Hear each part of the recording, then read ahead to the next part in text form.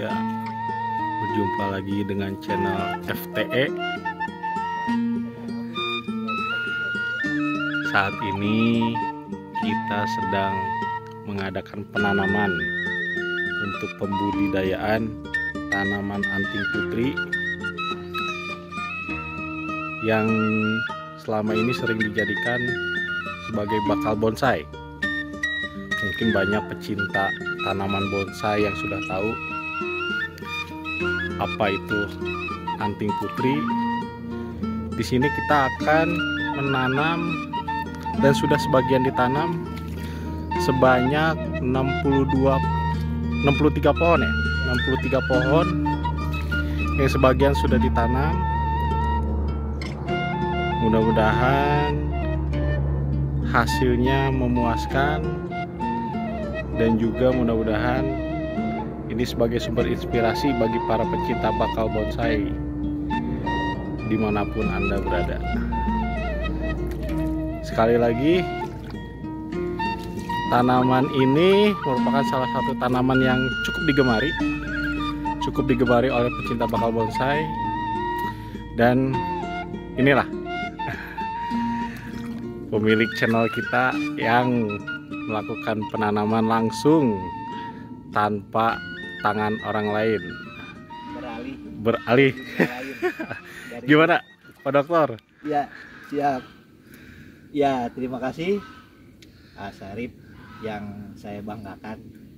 Ini Asarip ini saya udah nganggap anak sendiri ya, karena bapaknya itu sahabat saya yang paling dekat ya. Jadi saya kehilangan almarhum, mudah-mudahan mohon doanya beliau diterima iman Islamnya oleh Yang Maha Kuasa, ditempatkan di tempat yang dimuliakan oleh Allah Subhanahu wa Ta'ala. Amin. Yaitu almarhum Bapak Dr. Anas Maman Suherman, KS ya. Baik, Bapak Ibu sekalian, rekan-rekan sehobi maupun yang bergerak di bidang perlindungan konsumen, intinya bahwa saya sudah akan beralih mulai tahun sekarang, yaitu selain tetap konsisten di rel perlindungan konsumen, baik itu secara praktek ya, praktisi maupun akademisi, yaitu di bidang perlindungan konsumen. Tapi saat ini saya akan mencoba ya, kalau tidak mencoba kita nggak tahu kelemahannya, kekurangannya, yaitu di bidang pertanian ya. Ada YouTube yang lalu saya sudah membuat konten peternakan kambing ya, tapi ini belum berjalan, tapi masih sedang dipelajari. Nah, saat ini saya mulai ke tanaman ya. Intinya adalah tanaman anting putri yang saat ini kalau saya pelajari perkembangannya cukup lumayan ya, cukup lumayan banyak peminat ya, baik itu yang sudah berkiprah di bidang perbonsaian khususnya ya, atau pertanian, maupun yang baru mulai menekuni bidang ini. Kenapa demikian? Karena kalau saya pelajari ini prospeknya ke depan lumayan, dalam artian untuk nambah-nambah kebutuhan rumah tangga barangkali ya, Asarip ini cukup memadai ya, prospeknya ke depan seperti itu kalau tidak ada perubahan perkembangan. Jadi sementara ini cukup lumayan lah ya, pemasaran dari tanaman ini. Nah, konten yang ingin saya sampaikan Bapak Ibu sekalian, saya akan mencoba ini ukuran berapa ya, lahan ini bekas sawah ya, ini bekas sawah. Jadi kita akan bikin yang sudah saya bikin tanggul ya. Jadi saya mencoba mencontoh habitat aslinya, bahwa anting putri ini setelah saya pelajari seperti ini. Jadi ditanam di tanggul, kemudian ada parit-parit seperti ini. Jadi tanggulnya sendiri Bapak Ibu sekalian, seperti yang sudah saya sampaikan dalam video sebelumnya, itu jaraknya 60 nya, lebarnya 60, dari sini ke sini 60 cm ya, 60 cm. Kemudian paritnya itu setengah meter, 50 ya. Nah, kemudian antara jarak satu pohon ke pohon itu sekitar 40 cm. Nah itu kemudian, nah yang agak unik dari penanaman tanaman yang lain yang biasa, yang umum. Kalau untuk anting putri ini Bapak Ibu sekalian, rekan-rekan yang saya banggakan yang satu hobi itu pakai tatakan. Ini bagi rekan-rekan yang sudah biasa menanam anting putri ini sudah tidak aneh ya. Tapi bagi pemula, saya juga pemula memang, yang mau mencoba ini menggunakan tatakan. Saya menggunakan tatakan ya. Tapi Bapak Ibu sekalian bisa menggunakan genting, bata atau apapun. Prinsipnya adalah supaya akarnya tidak akar tunggang, tidak masuk ke dalam tapi menyebar ya, menyebar. Nah itu, jadi gunanya tatakan ini atau apapun ya, ini kebetulan piring plastik ya, dan juga saya juga beli contoh seperti ini yang biasa digunakan oleh ibu-ibu ya, untuk makanan ya di rumah, untuk sop atau apalah gitu ya, untuk sajian. Nah ini juga sama, jadi nanti si pohonnya itu ditaruh di sini, kemudian akarnya disebar, kita atur akarnya supaya menyebar gitu. Itu barangkali yang bisa menjadi nilai plus ya, akarnya yang menyebar seperti itu. Jadi setelah penanaman yang agak susah ini, agak ribet, tinggal kita tunggu paling tidak 1,5 tahun sampai 2 tahun. Nah baru itu panen ya. Nah jadi hanya ribetnya pertama Bapak Ibu sekalian ya, yang saya alami sekarang, saya coba itu ribetnya harus panas.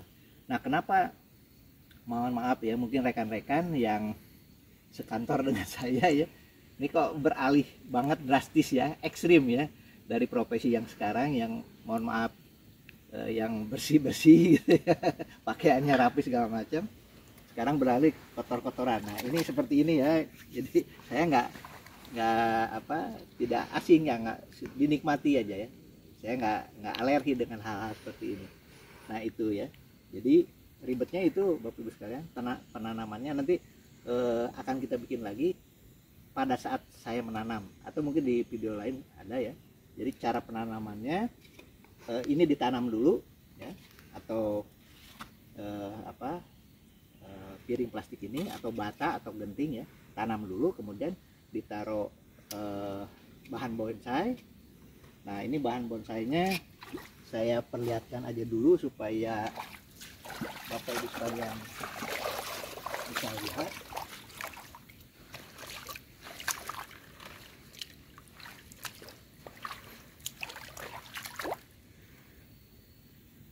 Nah ini bibitnya seperti ini Bapak Ibu sekalian, jadi kecil ya, hampir lebih kecil dari kelingking ya. Nah ini saya beli cukup jauh ya, di Sumatera ya. Nah jadi ini kayaknya cangkokan ya. Nah ini kita nanti tanamnya, ininya kita atur, akarnya kita atur ya, sesuai dengan itu.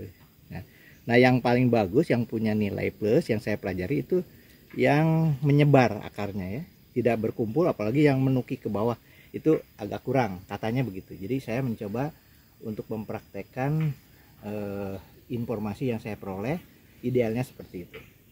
Nah itu barangkali Bapak Ibu sekalian. Nah ini sisanya tinggal 30 lagi, 30 batang lagi, dan yang belum ditanam ini 1, 2, jadi perlu 2 lagi. Jadi sekarang ini sebelum saya pulang ke Bandung, kita akan bikin tanggul, 2 tanggul atau 3 tanggul lagi. Sebetulnya ke sana itu ada bisa 5 tanggul ya, tapi ini bahannya tinggal 30 lagi. Dan insya Allah minggu depan saya akan pindahkan, karena di Bandung juga di rumah itu saya sudah menanam sekitar 100 anting putri, sekitar 100 ya, sebesar ini, ukuran ini ya, 50. Kemudian yang 1 jengkal ya, kurang lebih 50 lagi ya, ada sekitar 100 sampai 150. Dan insya Allah minggu depan saya akan tanam di sini semua. Itu barangkali informasinya Bapak Ibu sekalian, mudah-mudahan bermanfaat ya, terutama untuk cucu-cucu saya ya, cucu-cucu saya yang baru 4 tahun 5 tahun, mudah-mudahan sudah mulai dibiasakan hobi tanaman. Dan insya Allah minggu depan saya bawa ke sini supaya bebecekan, supaya kotor-kotoran, jadi tidak alergi ke hal-hal yang kotor. Itu tapi mental kan. Oh, bro. Ini pupuk pohe nih. Nah, Dasar pupuk pohe. oh iya. Bisi pengen tahu ini contoh pupuk pohe. Ini Pak. Ya.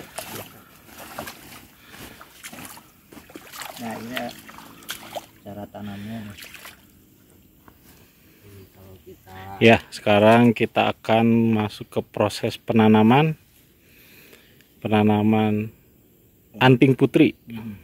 Tata caranya biar hasilnya maksimal, bagaimana langsung dipraktekkan oleh Pak Dokter. Iya.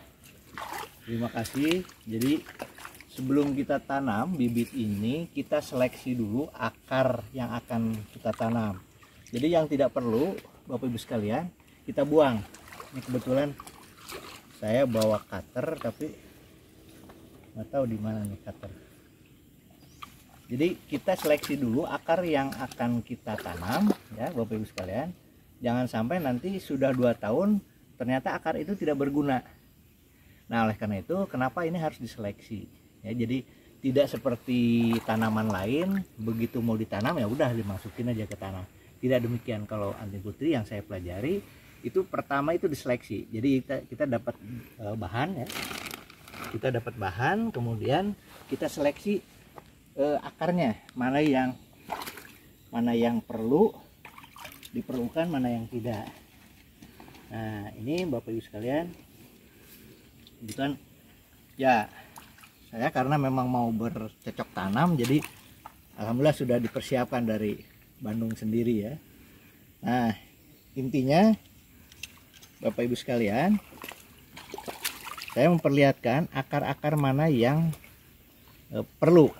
Nah, jadi kita ambil akar-akar yang sejajar dengan pangkal pohon ini. Nah, jadi kalau yang ini akar ini tidak diperlukan. Jadi kita potong Bapak Ibu sekalian. Nah, jadi akar ini tidak diperlukan karena kalau sudah besar pun itu tidak masuk nominasi dalam penilaian bonsai ya. Itu satu. Kemudian yang ini kan ke atas ya, kita juga potong.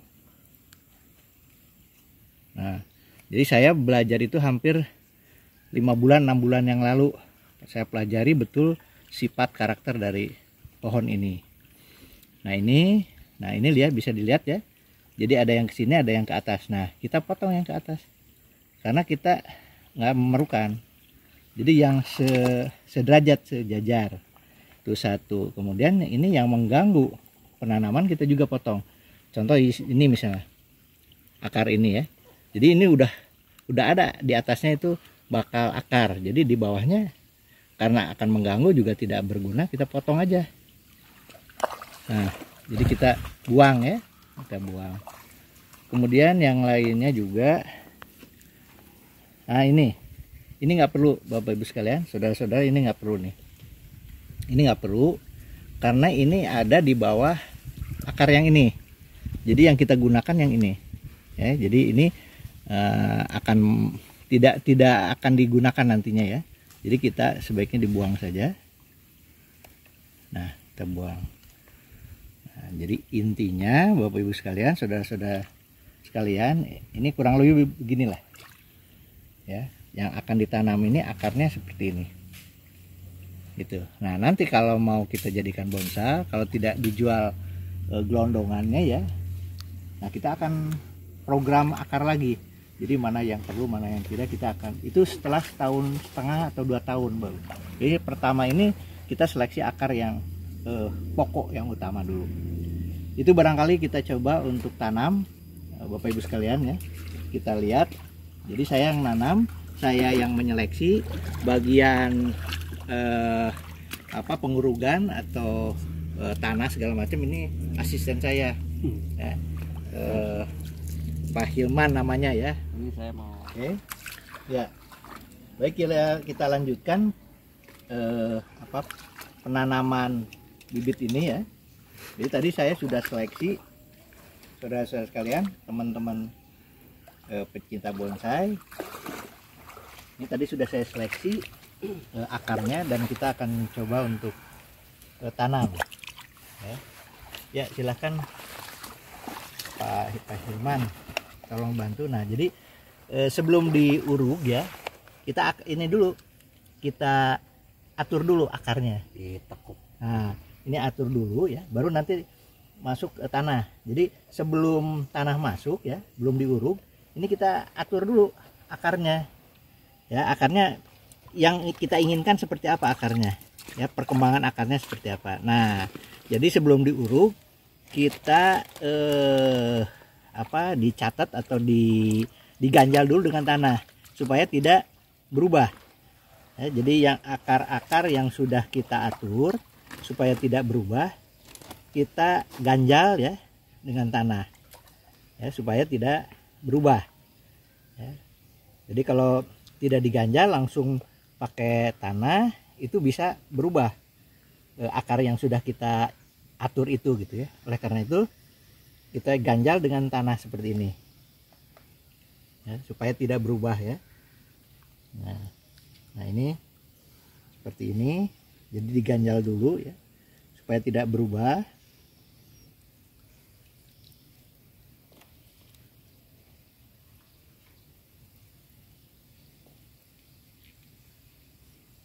Jadi memang harus begini, Asarip, resiko harus becek-becekan, kotor-kotoran. Jadi ingat masa kecil dulu ya, kotor-kotoran. Nah, ini kira-kira Bapak Ibu sekalian ya, kalau saya pelajari penanamannya yang baik itu awalnya aja yang agak ribet ya, tapi kesananya insya Allah. Nah, setelah akar yang kita inginkan sudah terbentuk, diganjal ya supaya tidak berubah, baru kita timbun. Kasih Nah, yang udah jadi lapisan pertama, jadi nanti itu ada beberapa lapis Bapak Ibu sekalian ya. Jadi lapisan pertama ini itu adalah kotoran kambing. Kotoran kambing yang sudah bercampur tanah, yang sudah cukup lama. Intinya adalah sudah terjadi proses fermentasi, Asarip. Jadi ini kotoran kambing ini kalau memang masih baru ya pasti bau ya. Tapi alhamdulillah ini karena sudah fermentasi, sudah bersatu dengan tanah, ini tidak bau ya, tidak bau. Nah, ini kenapa harus ditekan-tekan? Supaya tadi akar yang sudah kita ganjal ya, supaya tidak berubah, ditambah tidak berubah lagi dengan ditekan-tekan ini ya. Asal jangan terlalu tekan sekali ya. Kenapa demikian? Supaya perkembangan akarnya lebih leluasa ya, pengembangan akar. Nah, demikian pun di atas supaya agak kokoh, ini tidak bergerak. Nah, ini baru satu lapis. Setelah kohe, namanya kohe ya, kotoran kambing itu ditimpa oleh sekam. Nah, bisa dilihat. Nah, ini sekam ya. Cara begitu. Nah, coba. Jadi, nah ini lapis kedua. Lapis kedua sekam. Ya. Sekam ini manfaatnya bukan cuman pupuk doang, ya, tapi mencegah tanah buat keretakan. Nah itu diantaranya apa yang disampaikan Hilman ya, mencegah keretakan. Dan dari sisi lain sekam ini adalah untuk menampung air. Jadi sebagai sarana untuk tidak boros gitu, jadi lembab ya. Diantaranya sifat sekam ini adalah untuk menampung air tidak cepat kering lah gitu ya. Nah, setelah sekam kemudian ditimpa lagi dengan kohe ya. Nah, ini cukup lah ya. Jadi tadi kohe, sekam, kemudian kohe lagi, jadi udah 3 lapis aja. Nah, kalau yang lain itu 4-5 lapis ya. 5 lapis. Jadi pertama kohe, sekam, kohe lagi. Jadi paling atas itu kohe ya Bapak Ibu sekalian. Ini mudah-mudahan bermanfaat. Sekali lagi, saya baru pertama kali ya mencoba tanaman yang agak unik ini ya, di tempat seperti ini. Jadi kalau dalam pot sudah cukup lama hobi tanaman ya, sejak SMA barangkali ya, sejak SMA. Tapi untuk tanaman dengan areal seperti ini dan suasana seperti ini baru pertama kali seumur hidup. Jadi saya cukup banyak berdoa ya untuk keberhasilan ini ya, selain juga betul-betul teorinya saya pelajari. Ini pertama ya Bapak Ibu sekalian, mudah-mudahan insya Allah la haula bismillah, mudah-mudahan tanaman ini bisa tumbuh berkembang dengan baik. Ya, kita lanjut dengan apa namanya tempat kedua ya. Dengan tempat kedua, nah, ini juga harus diseleksi dulu ya, seleksi dulu. Nah, ini diseleksi dulu Bapak Ibu sekalian. Seleksinya dengan cara membuang akar yang tidak diperlukan. Nah, ini akar yang tidak diperlukan ini ya. Jadi mulai dari sini ya, pangkal ini ke bawah itu yang diperlukan, itu juga harus diseleksi. Jadi yang atasnya supaya tidak membesar nantinya, jadi harus kita hilangkan ya. Jadi sebelum ditanam ini harus kita hilangkan.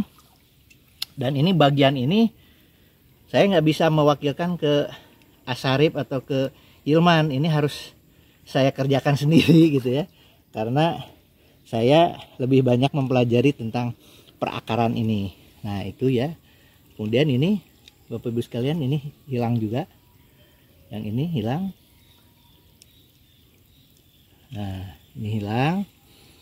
Nah kemudian ini yang tidak beraturan juga kita buang. Nah, ini juga buang. Nah jadi intinya Bapak Ibu sekalian, tanaman ini adalah punya nilai lebih ketika akarnya menyebar keliling, jadi tidak menukik ke bawah. Itu yang saya pelajari seperti itu. Oleh karena itu teori-teori itu saya akan coba terapkan ya di lahan ini ya, seperti itu. Nah ini sudah, tinggal ini yang bawahnya, ini yang akan mengganggu penanaman yang keras ya. Nah, jadi ini juga belum menjadi apa namanya program yang pasti ya. Nanti kita akan program lagi ketika akan dijadikan bonsai. Kapan itu? Ya minimal 1,5 tahun lagi gitu. Jadi sekarang kita akan mencoba akar yang kita inginkan ya. Itu barangkali. Yuk kita coba. Nah, ini seperti ini. Kita atur akarnya.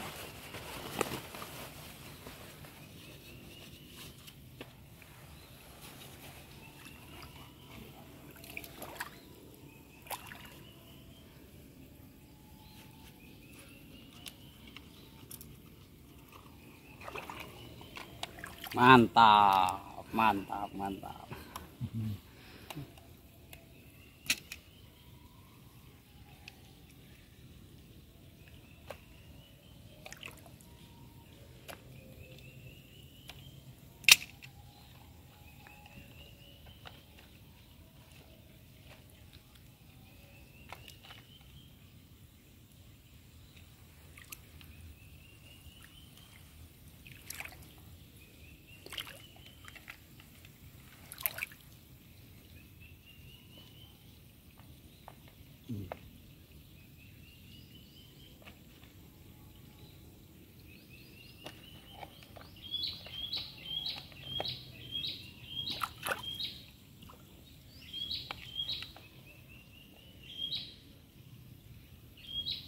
Oke, Siap. ya, siap. Nah ini sudah di program akarnya, sudah diseleksi ya kemana arahnya segala macam, kemudian dicangked ya, atau dicatat di sini, diganjal ya, supaya tidak rubah lagi. Nanti setelah ditimbun ini nggak rubah-rubah lagi. Jadi paling tidak akan seperti yang kita inginkan. Ya, silakan. Nah baru ditimbun. Bismillah. Ditimbun dengan kohe tadi ya, ini kohe. Nah, kohenya itu jangan asal ditaruh aja, tapi juga ditekan untuk memperkokoh akar yang sudah kita atur tadi. Itu kira-kira ya, tekniknya seperti itu. Jadi yang penting itu diperpadat arah-arah akar tadi ya, supaya tidak berubah lagi dan memperkuat yang tadi ganjalan yang sudah kita buat ya. Baru di atasnya sedikit agak ditekan-tekan supaya ini kokoh goyang. Ya, batangnya kokoh, tidak goyang. Oke, baru di timbun sama sekam. Lapisan kedua adalah sekam.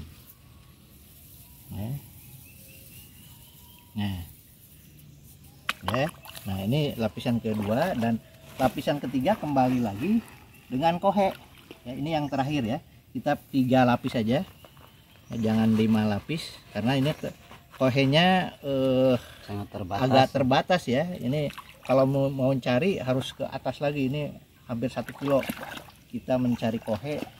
Nggak bayar sih ya, nggak mengeluarkan, tapi ini jauh, jaraknya jauh, jadi kita manfaatkan saja. Cukup 3 lapis, 3 lapisan sudah cukup ya. Nah ini begini Bapak Ibu sekalian, saudara-saudara sekalian, jadi lebih tekankan itu yang arah akar, jadi memperkokoh akar yang sudah kita atur tadi ya, sesuai dengan keinginan kita, dan ini ditekan supaya batang lebih kokoh. Dan posisi batang tuh jangan sampai miring, harus benar-benar tegak Ya. dan posisi tanamnya harus di tengah-tengah tanggul. Iya, oke. Nah demikian Bapak Ibu sekalian. Masukkan tipnya Nah. biar baru ditanam nggak goyang. Nah Ini iya. kan caranya gini, Nah pakai bambu biar nggak goyang. Kalau sekarang mungkin di kena angin nggak bakalan goyang ya, karena belum ada daun apa segala macam. Tapi nanti kedepannya kalau udah riman, ini mudah tergoyang karena akarnya tuh belum mampu ngikat gitu. Nah cara gini, ikat pakai tali plastik lalu begini biar gak goyang. Nah ini kalau udah besar harus dilepas, soalnya takut mengganggu karena ini terikat gitu. Ini buat contoh asal-asalan doang lah. Ini ya kurang lebih seperti inilah, biar gak goyang nanti kita kalau nyiram. Nah, kalau nyiram pakai tangan gini ditahan airnya biar gak tanahnya puyar kemana-mana, soalnya ini tanahnya baru dibikin gitu, tanah pupuk unggur. Masukkan. Nah, Syarif, terima kasih atas bantuannya mendokumentasikan usaha baru ini. Mudah-mudahan berhasil. Terima kasih. Assalamualaikum warahmatullahi wabarakatuh.